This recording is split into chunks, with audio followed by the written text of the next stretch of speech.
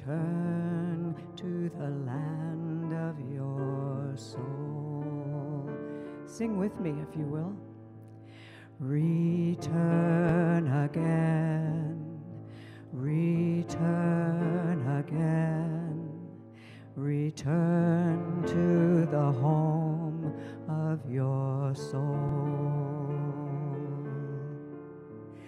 Return to who you are, return to what you are, return to who you are, born and reborn again. Return again, return again, return to the land of your soul.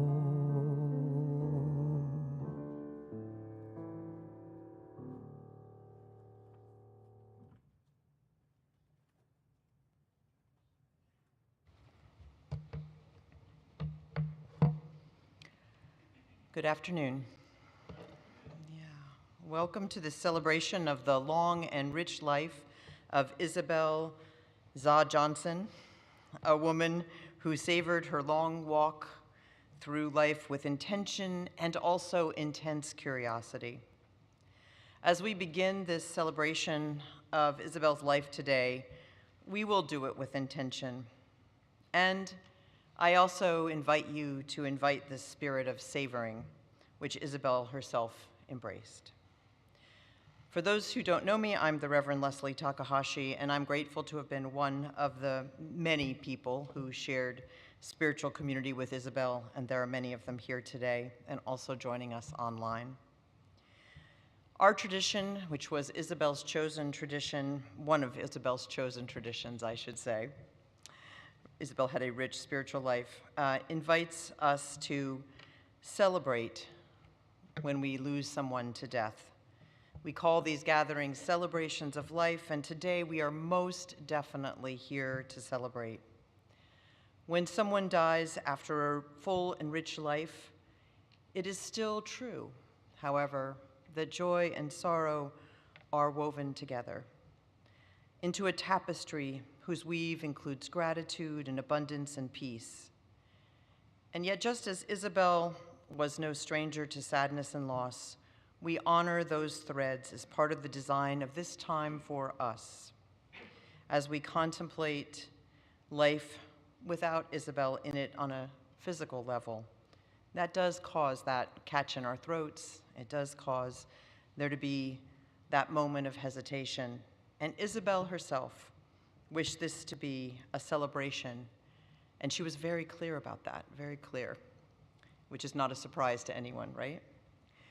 But in the wisdom of her more than a century of life, she also knows that we have room for laughter and tears, curiosity, delight, and regret in this space that we create together to celebrate the life of Isabel Johnson. So we will take in to our hearts all of what is present for us today as we open the service with these words of Khalil Gibran, which were favorites of Isabel's. Beauty is life, when life reveals her holy face. But you are life, and you are the veil. Beauty is eternity gazing at itself in the mirror, but you are eternity, and you are its mirror. So let us enter into this time in honor of Isabel. In our tradition, in the Unitarian Universalist tradition, we light a chalice in times of significance, and today I invite Catherine Durr to come forward to share the words for our chalice lighting.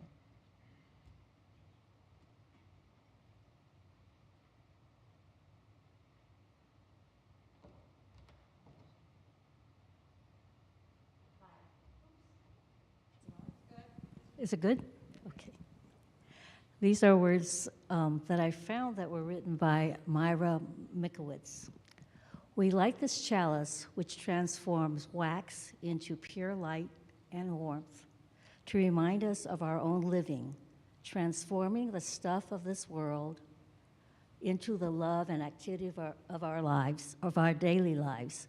As we remember Isabel Zaw, may today bring forth transformation in ourselves, from grief, healing, from memory, wholeness, and from celebration, love.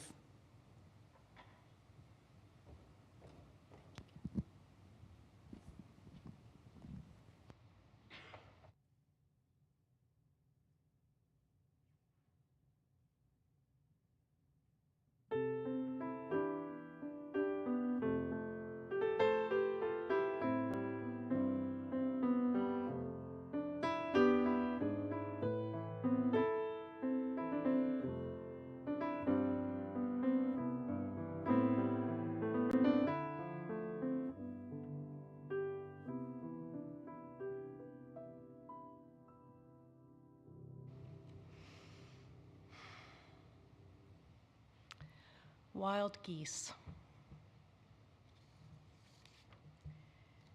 You do not have to be good. You do not have to walk on your knees for 100 miles through the desert repenting. You only have to let the soft animal of your body love what it loves. Tell me about despair, yours, and I will tell you mine. Meanwhile, the world goes on. Meanwhile, the sun and the clear pebbles of the rain are moving across the landscapes, over the prairies and the deep trees, the mountains and the rivers. Meanwhile, the wild geese, high in the clean blue air, are heading home again. Whoever you are, no matter how lonely, the world offers itself to your imagination, calls to you like the wild geese, harsh and exciting, over and over, announcing your place in the family of things.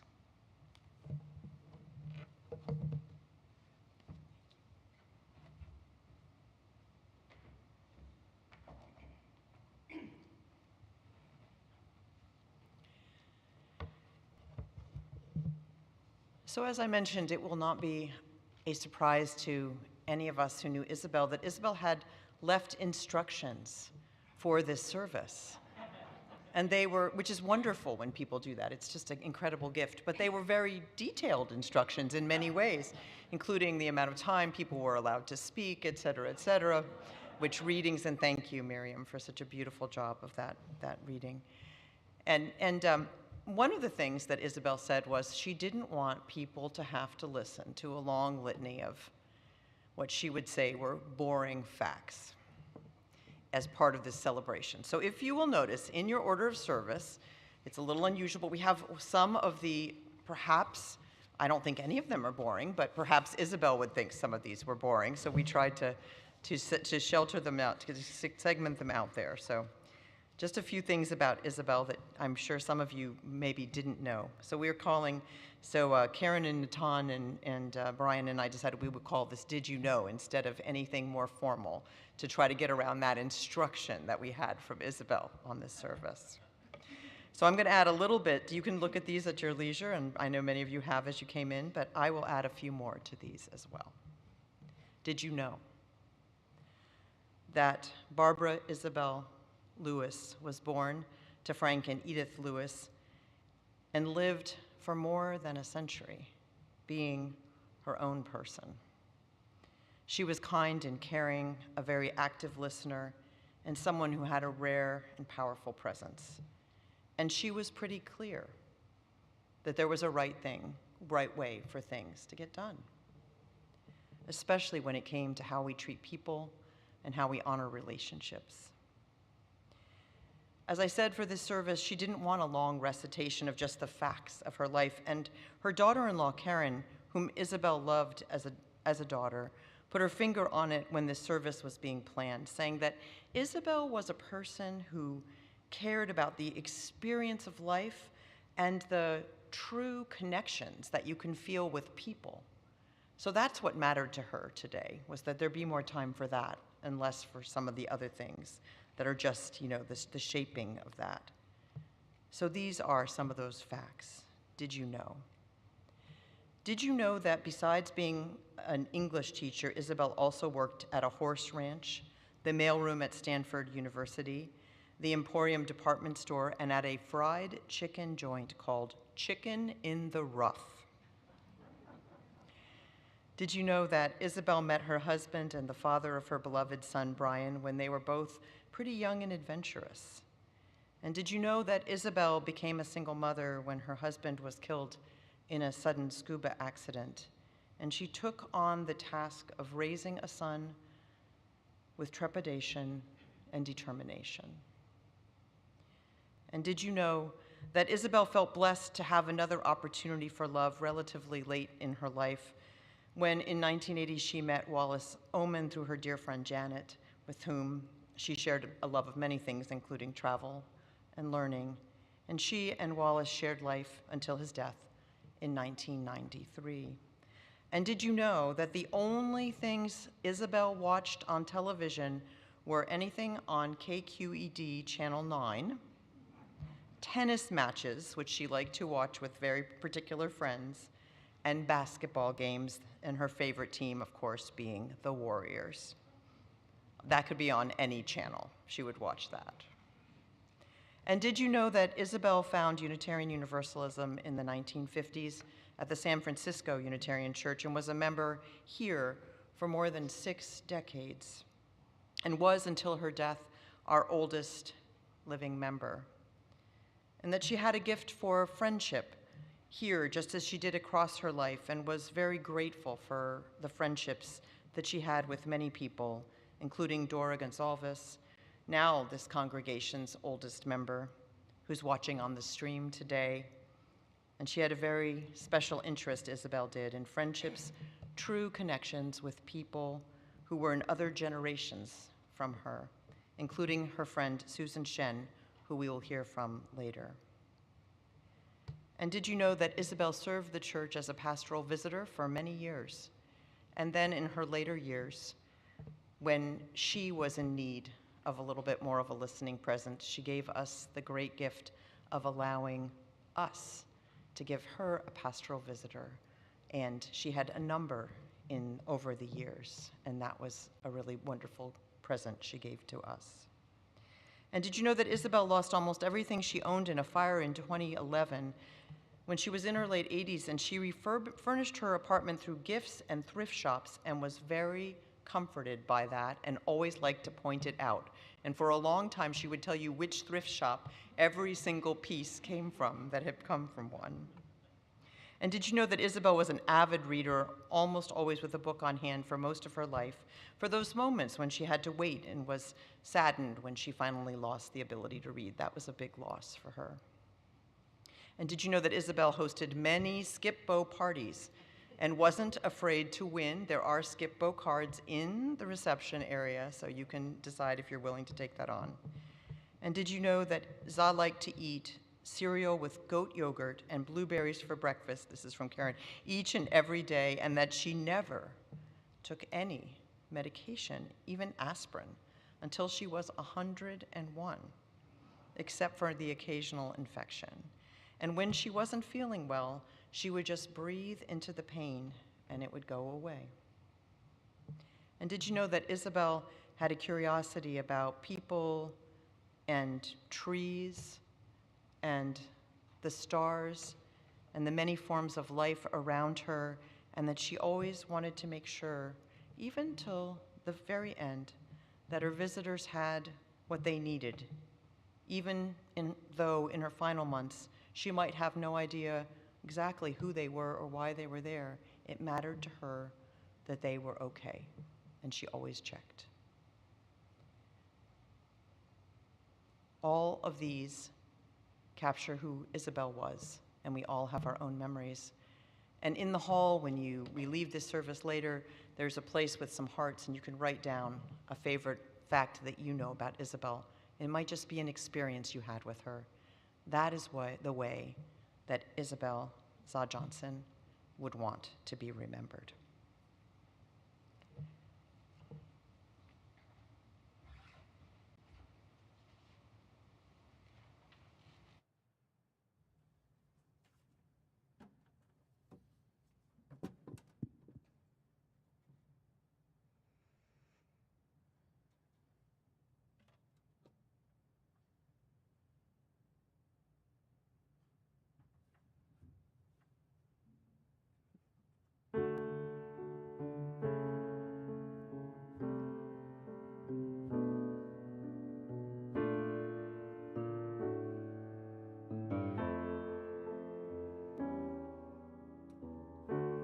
Do not stand at my grave and weep. I am not there. I do not sleep. I am the... Do that again, please. Sorry.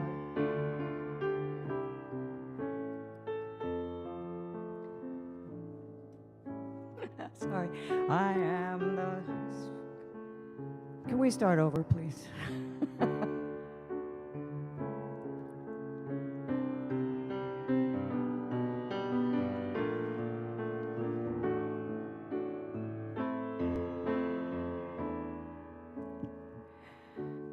Do not stand at my grave and weep.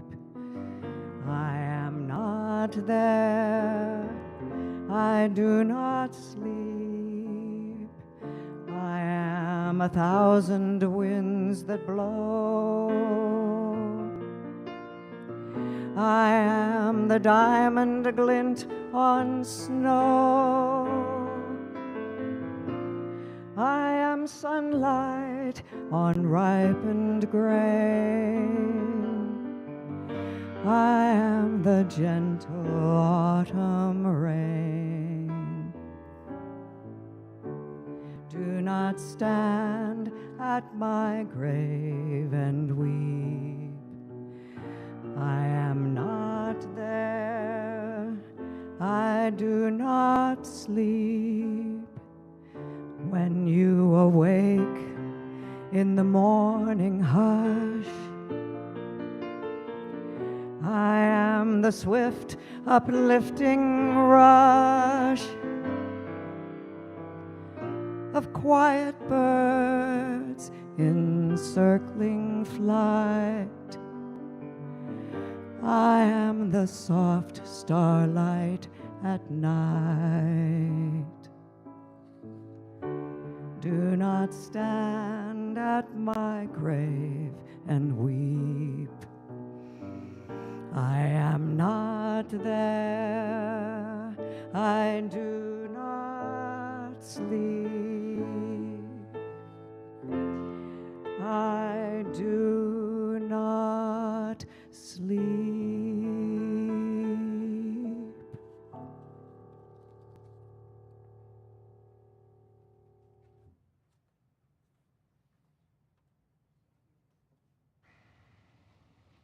Thank you, Sierra Lynn and Bill,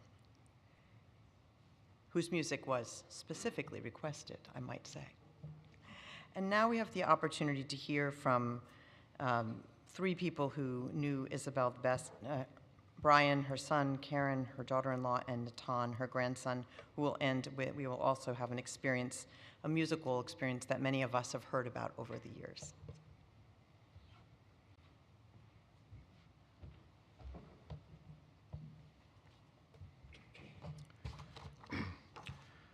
Leslie mentioned that my mother left detailed instructions. She did, and it was limited to 3 minutes per person. She didn't go on too long. I, however, had license to go on as long as I want. Karen and Natan do also. I promise not to go on too long, but it'll be a little bit longer than the other ones, perhaps a few minutes. Most of you here probably knew my mother as Isabel, others perhaps as Za, maybe even a few of you as Barbara. She was all of those, of course, as following her sense of who she was, her sense of self.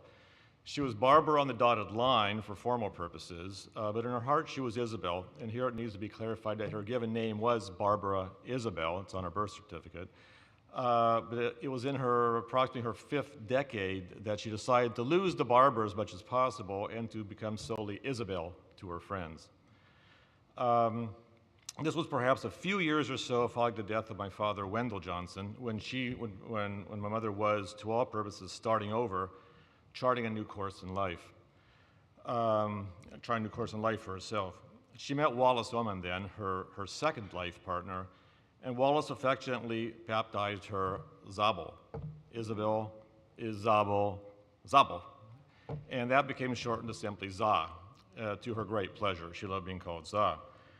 This sort of happy transformation in her persona suited her, and for me it represents very well a key aspect of her, that of a delight in living, a delight in life, and an enduring sense of wonderment.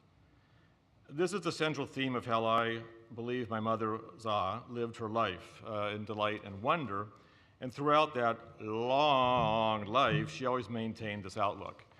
It is very aptly symbolized, this outlook she had, by a little girl with whom she often identified ever since the time when she herself was also a little girl, Alice, as in Wonderland. As kind of hokey as it may sound, Za really did have this thing for Alice in Wonderland, who was always an important figure that she liked to bring up. It's much of it was centered on the time when she played Alice in a school play around the age of 12 or so. I remember very clearly a photograph of her, which was sadly destroyed in the fire in 2011, which destroyed not just her condo in Rossmore, but several others.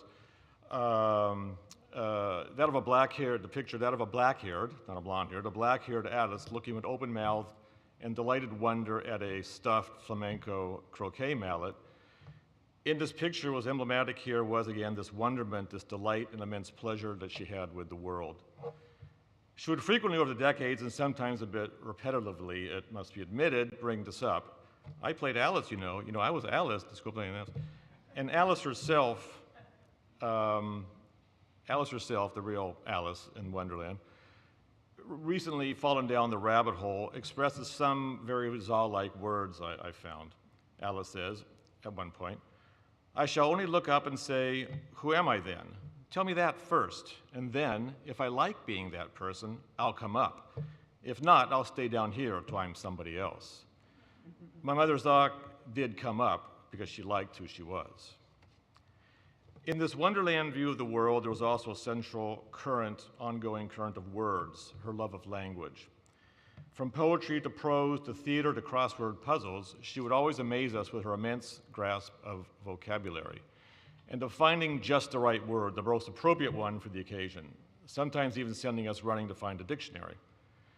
She read insatiably until she was unable to because of her failing vision and failing cognitive abilities, which was, it should be remembered, only about 3 years ago. Virginia Woolf was her favorite author, Anthony Trollope, her second favorite. She was perhaps one of the very few people who actually still read Trollope. And yes, Alice in Wonderland was definitely one of her favorite books. Hers was a literary life, and not just because she had once been a high school English teacher, besides those other professions like chicken joints, but she was also a high school English teacher, but rather because she simply loved to read. She always had a book in hand, would always sit to read, even if she only had a moment of time while she waited for whatever it was supposed to happen. My mother introduced me to reading, and together with my father, turned me into a junior bibliophile as a kid, and as a teenager, she introduced me to the spoken word, that of the theater. We had season tickets to ACT in San Francisco and to the Berkeley Rep, and would often travel to the Shakespeare Festival in Ashland, Oregon. I grew up with words, but these, in this case, were far from meaningless words. I thus have her to thank for my own love of language and how it is often used, and how it is used from the arts to politics to the academy, and perhaps to some of my own discovery and appreciation of how important it is to feel that same sense of wonder. My mother Za allowed me to do what I needed to do to be the person that I wanted to be, even when it caused her great pain. When I left home at age 17 to see the world, seek my fortune, she never put up any opposition to my announcing my intentions. To the contrary, she told me that it was fine, if that's what I wanted to do, and she sadly watched as I drove away one morning, but also, I believe, proudly, because she was letting me be me and go off to chart my own course in life, which would end up being a lot of traveling, just as Za herself loved to travel around the world. And I personally ended up in Bolivia with my own wonderful family, Karen and Natan, living there semi-permanently for over 30 years. Za visited us in Bolivia when Natan was still a baby and later a toddler, a total of 3 times. She never learned any Spanish on those visits, other than gracias, but that was enough for her to still be able to enjoy herself, to feel amazement at the people, the place, and the way of life, and to communicate and endear herself with our friends there, despite the language barriers. Perhaps it was fitting that gracias was to be her sole word in Spanish, giving thanks, showing appreciation, enjoying the company of others, and marveling at the wonder of it all. She did also suffer great loss and pain in her life, however. A father who abandoned her and her two siblings when they were very small children, the deaths of two life partners, Wendell and Wallace, the fire which destroyed nearly all of her belongings and tangible memories, my own departure from home at that relatively early age. But she always forged ahead, stronger than before, with an uncanny optimism and good spirits, and always delighted by life. I'm so fortunate, she would say, virtually up until the final few years. Life is good. But it is not that she didn't recognize and acknowledge also that the pain and suffering of others. Far from it. She hated violence of any kind. Whereas she loved to watch the evening news on Channel 9, it would frequently upset her. She'd frequently walk away from it in distress and often in disgust. She refused to watch a movie or a TV show with any bit of violence in it. And she did put this realism into practice throughout her life, with her dedication to peace, nonviolent conflict resolution, and causes promoting social justice.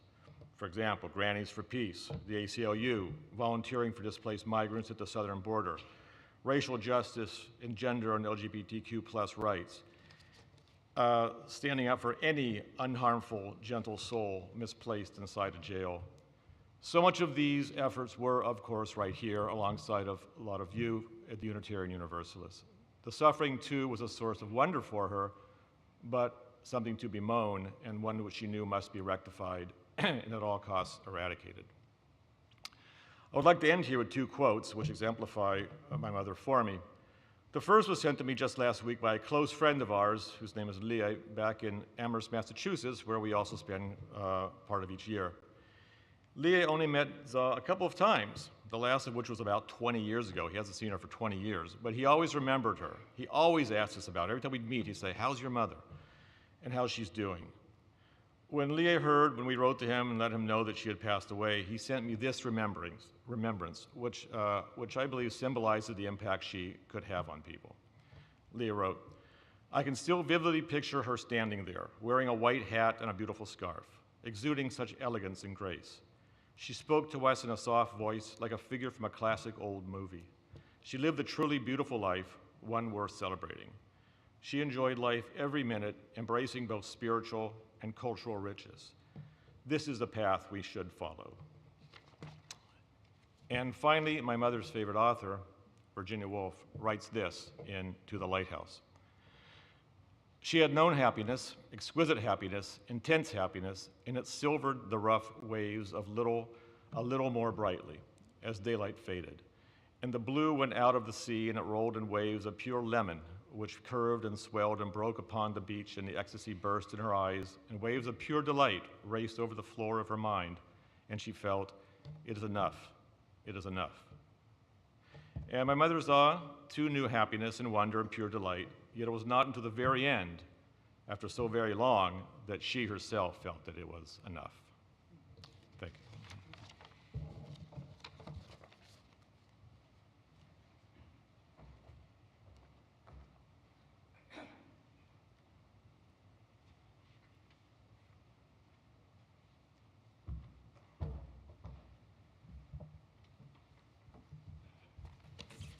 Hello, everyone. Hi. Za defied the stereotype of the mother-in-law. Our relationship was similar to that of a mother-daughter relationship, with a strong friendship and sisterhood component. We shared many similar perspectives and philosophies on life. We talked for hours on the phone, hanging out in person, and on our walks. We would also be quiet together. For example, sitting on one of her favorite benches to appreciate the beauty of the trees, the shadows, and the sky. Za also defied the stereotypical beliefs of aging and how an elderly person, an elderly woman, should behave. As a matter of fact, Za defied many confining conventions. She was very fortunate to be able to live her journey pretty much as she wanted to, from the youngest adult age until almost her last days on Earth. As her dear friend Lori Zane said, Za lived a life well lived. I would like to share an excerpt from a short essay from Mary Oliver to couch one illuminative memory that reflects on Za's inner power and unique soul. Before I begin, I would also like to note how Mary Oliver's work has become a provocative current that has reemerged in the days before and after Za's last peaceful breaths 2 weeks ago. Since then, Oliver's poems have popped up in several conversations and writings between Brian, Natan, and I. And then when we read Za's instructional notes for today's celebration, which she wrote almost 10 years ago, she had requested a reading of the poem Wild Geese that her other dear friend, Miriam, so gracefully read for us today. So I recently happened upon and purchased a copy of Mary Oliver's selected essays. And when reading one of these, Staying Alive, so many lovely memories of my time with Za swirled through my head in emotions. An open quote from Mary Oliver. Deep in the woods, I tried walking on all fours. I did it for an hour or so, through thickets, across a field, down to a cranberry bog. I don't think anyone saw me. At the end, I was exhausted and sore, but I had seen the world from the level of the grasses, the first bursting growth of trees, declivities, lumps, slopes, rivulets, gases, open spaces. I was some old fox, some slow old fox, wandering, breathing, hitching along, lying down, finally at the edge of the bog, under the swirling rickrack of the trees. You must never, ever stop being whimsical. You must not ever give anyone else the responsibility for your life. End quote. Za possessed a whimsical nature in her playfulness and curiosity, in the ways she explored her own creativity and encouraged it in others, and making sure that everything within her, in others, like me, excuse me. On the other hand, Za was very responsible, planning ahead and making sure that everything within her means was in order, so not to impose on others. And this brings me to a personal anecdote. Za had a fascination for the coyotes at Rossmore. You can hear them howling in the night into the early morning hours. Thus, one connection that surfaced in my mind when reading Mary Oliver's writings on losing herself within the beauty and mysteries of the natural world and the slow old fox reminded me of my experiences of coyotes with Za. During the COVID epidemic, I stayed with Za for 8 months. Part of my routine was to take a walk after dinner and once a week go to Trader Joe's to buy groceries and some supplies. Before I would go on my walk, Za always cautioned, be careful of the coyotes. So she would frequently inquire if I was afraid of them and asked if I had seen one, and was very intrigued with the 3 different encounters with a coyote that I had had while walking along the paths in the hills of Rossmore. One evening, after my walk, while Za was asleep, I drove to Trader Joe's. It was around 8:15. When I returned, driving up Running Springs Road, about to pull into her entryway, in the headlights, I saw Za in her PJs and pink robe. She was coming down the sidewalk towards the car, swinging a broom in her hand. I quickly parked, jumped out of the car to see what she was up to. Za said that she had come out to find me and to save me from the coyotes. Evidently, she hadn't seen the note that I had left on the kitchen counter and thought that I was still out walking and that the coyote might have attacked me. Za was coming to my rescue. I explained that all was well and that I had returned from my walk and then went to Trader Joe's. While Za was greatly relieved, I felt and still feel so honored that she would take such risks to defend me even at the age of 98.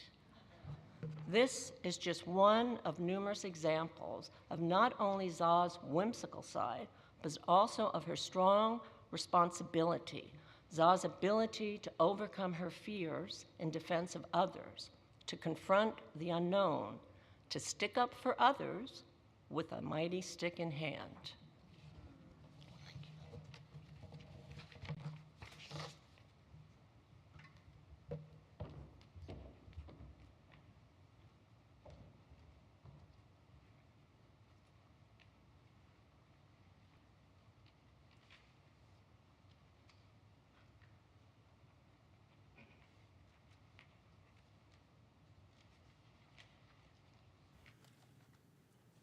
Can I move it up? No, that's okay. Hi. So as everybody knows, Za was a great lover of the arts. So it's no surprise that in her detailed instructions, she asked that I play the charango. So she was a big fan of the charango. It's a Bolivian instrument from the Andes, somewhat like a mandolin. And so I always had the honor and privilege of having her as an audience member every time I went to visit her. And she would always love it when I played. So I'm going to play Mis Llamitas today for her. Hopefully they're all right. And then I'll be back to read also a peace prayer after this.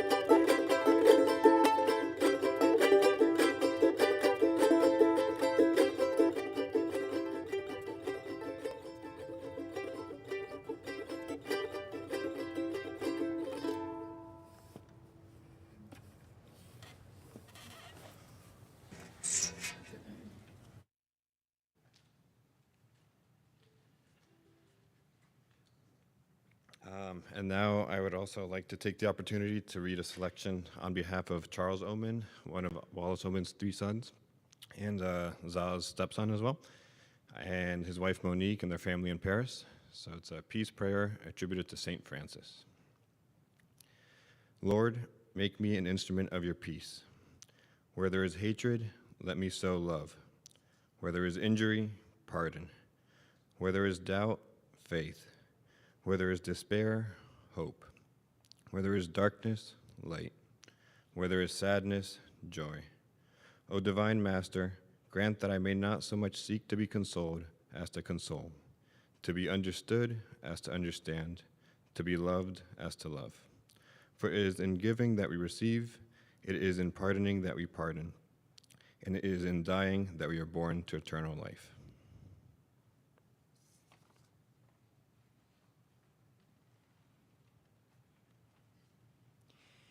And this next section of the program, we will hear from representatives of Isabel's many friends. You know, we would have been here a really long time if we had tried to represent everybody, but the congregation had many people who had a special relationship with Isabel over the years, and in the last 8 to 10 years, we had people who visited regularly on behalf of the church, including myself and the ministers, but one of them, several of them are here today, and one of them was Aki Rasmussen, and she would always sing to Zahn. This was one of the favorite songs. Hi, I'm Aki Rasmussen, and this is Nancy Moran and Betsy Livingood. We've known Isabel altogether for a total of 70 years. Isabel and I used to get together, and we loved telling each other stories. Isabel and I used to get together, and we loved telling each other stories of our thoughts and our lives. And it turned out Betsy and Carl also did that.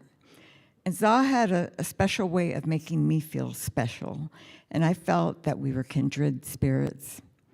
About 7 or 8 years ago, a friend and I played a bunch of ukulele songs for her. When we sang the anti-war song, Last Night I Had the Strangest Dream, it brought tears to her eyes and touched her deeply. I'll never forget that. Over the last year, whenever I went to visit Isabel, I sang this song to her. Love you, Zah. May our dreams come true.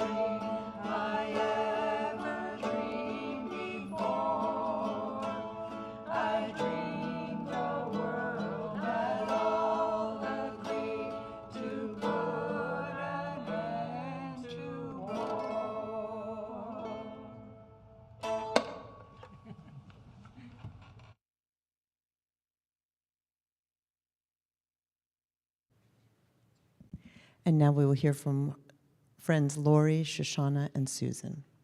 oh, sorry, no, Leighton. Yes, Leighton and Bob, sorry.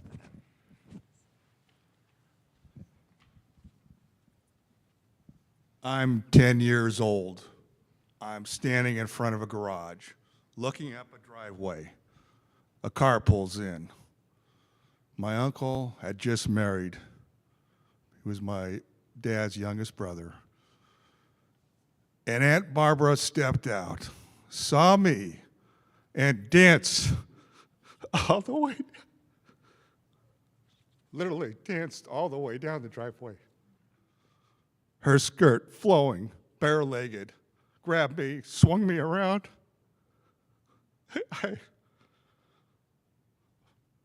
She became, to me, the most amazing woman ever.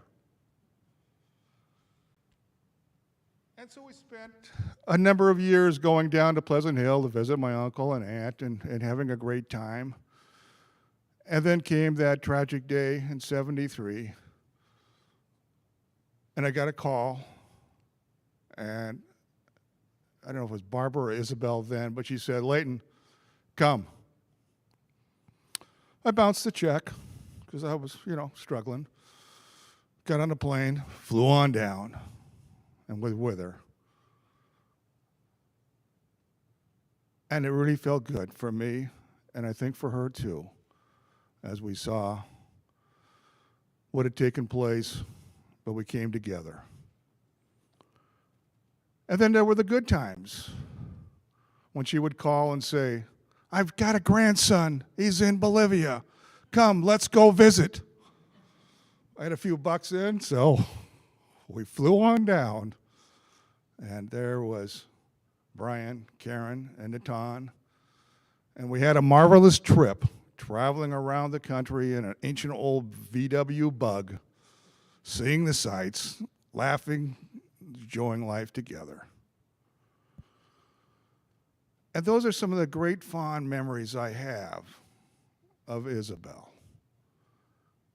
And then she became Za. And the last we went together was to Natan's graduation from college back in Maine. She called, said, "Let's go, Leighton." And away we went. Got on the plane and headed off. Just a most amazing person. And she had so many good things that we did together, especially in conversations. We would have a little nip of the old wine and sit around and talk for hours. She was just a beautiful person. And I'd like to finish up with reading a poem. She is gone. You can shed tears that she is gone, or you can smile because she has lived. You can close your eyes and pray that she will come back, or you can open your eyes and see all that she left. Your heart can be empty because you can't see her, or you can be full of love that you shared. You can turn your back on tomorrow and live yesterday, or you can be happy for tomorrow because of yesterday. You can remember her and only that she is gone, or you can cherish her memory and let it live on. You can cry and close your mind, be empty and turn your back, or you can do what she would want. Smile, open your eyes, love, and go on.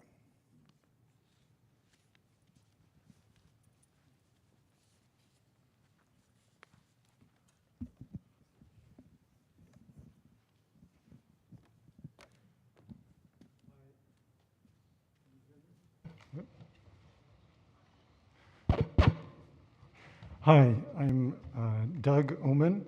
I'm a son of Wally Oman, Za's second husband, from about 1980 until he passed away in 1992. And the main thing I want to say is that it was just so wonderful having Za in our family for about 45 years, essentially all of my adult life. She was warm and supportive and an understanding presence, as you all have experienced and know. And I suppose I must be forgetting, but I don't recall ever having an argument or persistent disagreement with her. Just so wonderful and easy to get along with.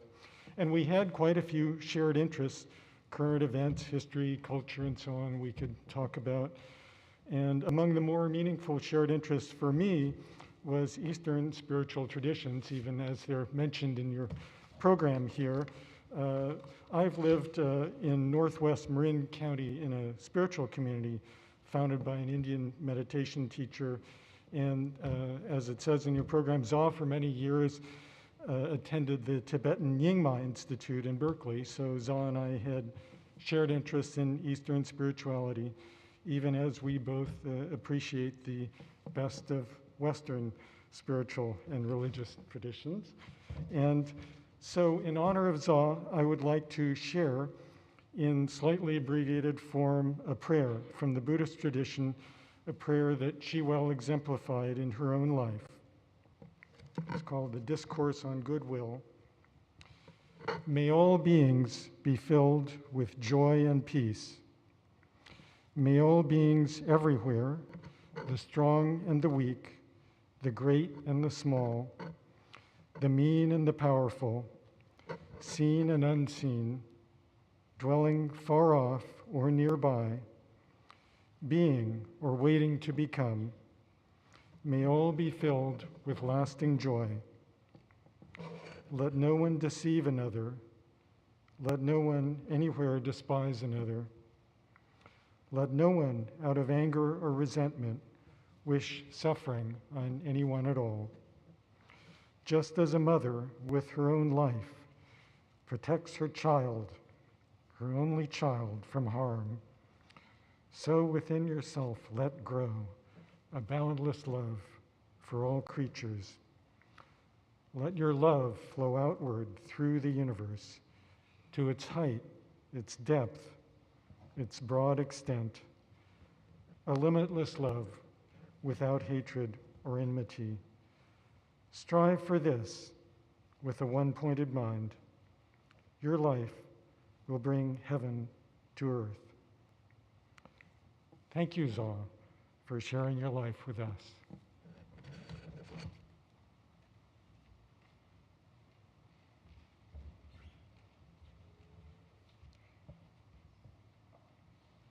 Thank you, Leighton and Doug.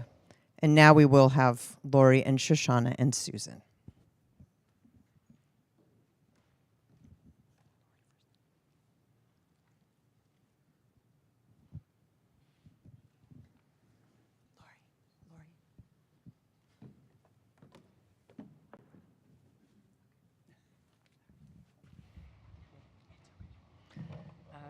Well, I'm Lori, and I became friends with Za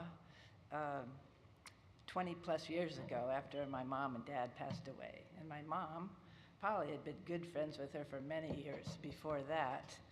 And so I wanted to share something a little lighthearted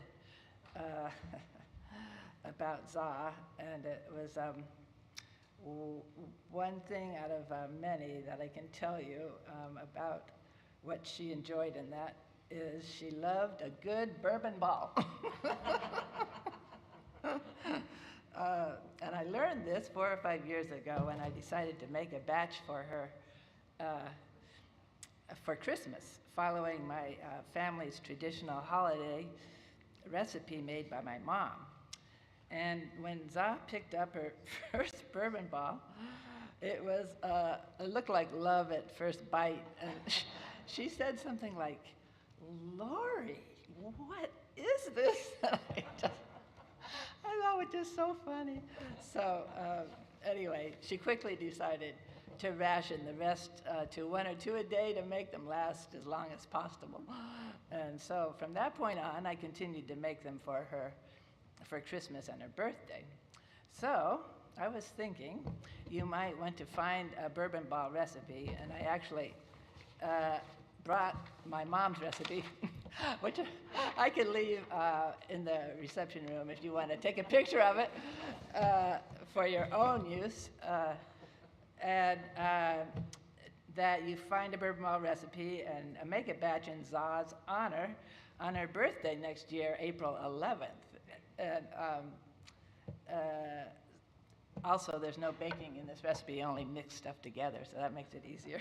So when you pick up that first bourbon ball, give cheers to Isabel and enjoy that very first bite. So that's my suggestion. And then the last thing is I'd like to sing. I'm not a musician, that's for sure, but I know this little 4-line song that I wanted to sing to Za wherever she may be. It's an Irish poem that turned into an Irish blessing, and it's also sung as a song. So if you happen to know it, or if you'd like to join in somehow, I'll just sing it 3 times. And it goes, may the long time sun shine upon you, all love surround you, and the pure light within you guide your way on. May the long time sun shine upon you, all love surround you, and the pure light within you guide your way on. May the long time sun shine upon you, all love surround you, and the pure light within you guide your way on. There you go. Hi, Za.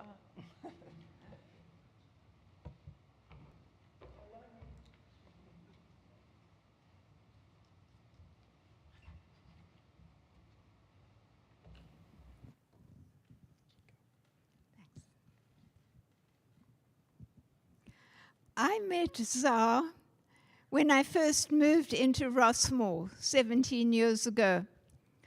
I was walking my dog. I had a dog at that time, and I met her, and we became friends.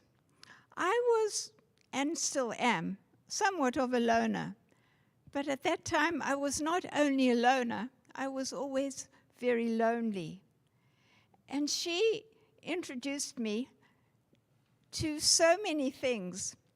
She would always welcome me just popping in anytime. Well, not really anytime, not early in the morning or late at night, but a lot of times I would drop in, and she offered me ginger beer.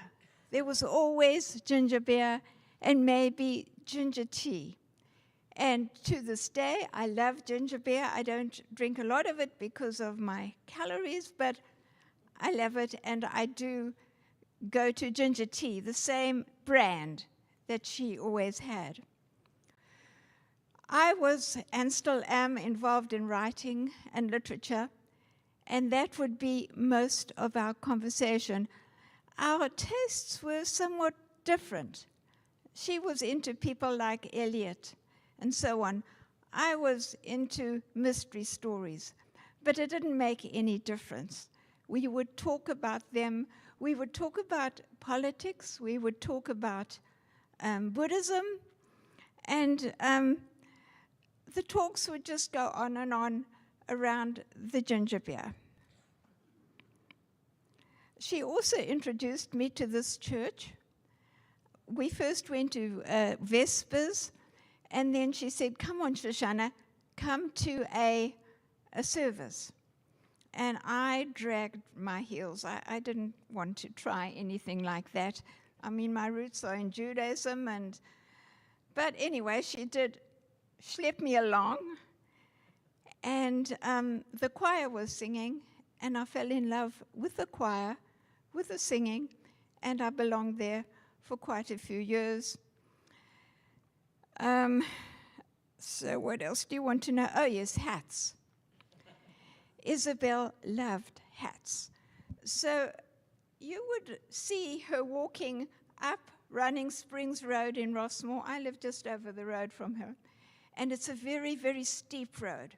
So she would either go up the road or down the road and then cross over, then up or down Leisure Lane, and then there's some stairs, and you could go that way as well. So you would see this hat bobbing along with Isabel underneath it, and know she was on her walk until very, very later in her life, where she could hardly walk, but she would still do that walk. So I think for me, what struck me most about her was her independence. And to this day, she is a model for me. She's a model for being one's own self, one's independent self. Yeah, she had a few quirks, I must admit. For instance, if you turned 100, you would get a free box of candies. And she was adamant that that's what she wanted. So there was a sort of eccentric part of her, which I copied as well. But actually, after Karen told me about how she had passed away, I realized that she has influenced me in many, many ways. I am now a singer. She also listened to my writing, and since then I've written a few books. And I think it was just her love and her friendship and the way she could appreciate the world and appreciate the heart, which really got to me. And I can see now that in many ways she is very much a part of who I am. And I must confess to you that I'm a short story writer, and she managed to sneak herself into one of my stories. So I appreciate this time of sharing with you. And it should, I suppose, with a death be sad. But with Isabel, with so many, as so many of you have said, she has a legacy that goes on and stays in my heart.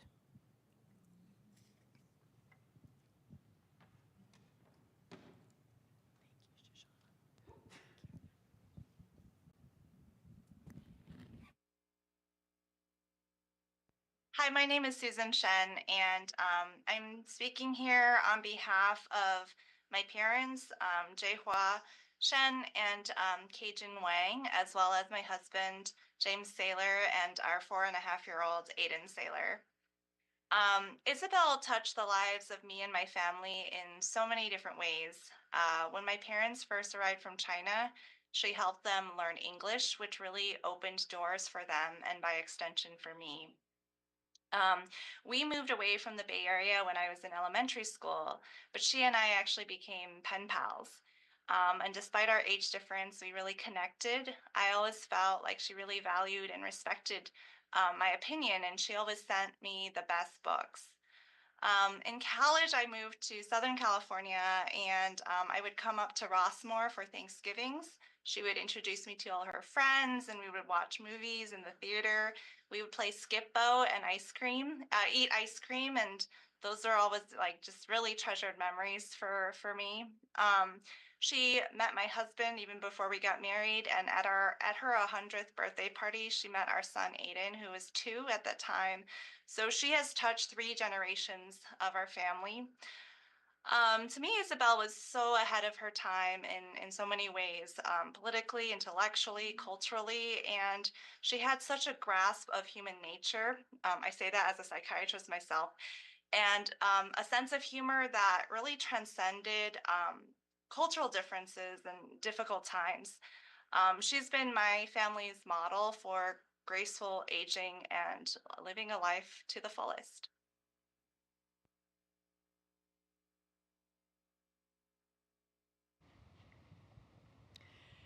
And as we come close to the end of the time of formally remembering Isabel, we'll have a chance to share those Post-it notes and those private stories in the reception afterward and online as well. But we're going to watch some pictures of Isabel through her life, and we're also going to listen to the music of Cynthia Davis, who is one of the people that Isabel really appreciated. And one thing you've heard throughout this service is that when Isabel appreciated somebody, she always let them know and had a dialogue about what she appreciated. So Cynthia picked 2 pieces which Isabel particularly talked to her about. And as we watch and as we listen, May the wisdom that we gained from knowing this extraordinary person seep into our hearts, and may we find a way to be a vehicle for her legacy.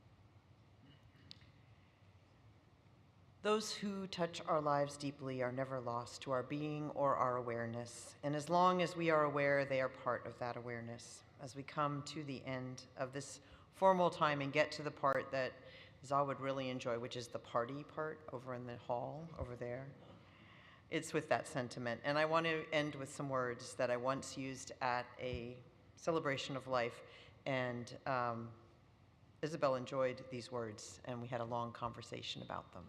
And I think they apply to her. These are the words of George Eliot. The effect of her being on those around her was incalculably diffusive, for the growing good of the world is partly dependent on unhistoric acts, and that things are not so ill with you and me as they might have been is half owing to the number who lived faithfully a hidden life and rest in unvisited tombs. So while I don't think that anything about Isabel will be unvisited, I do believe that captures the way that she permeated so much of life. And let us go from this place joyful to have known her.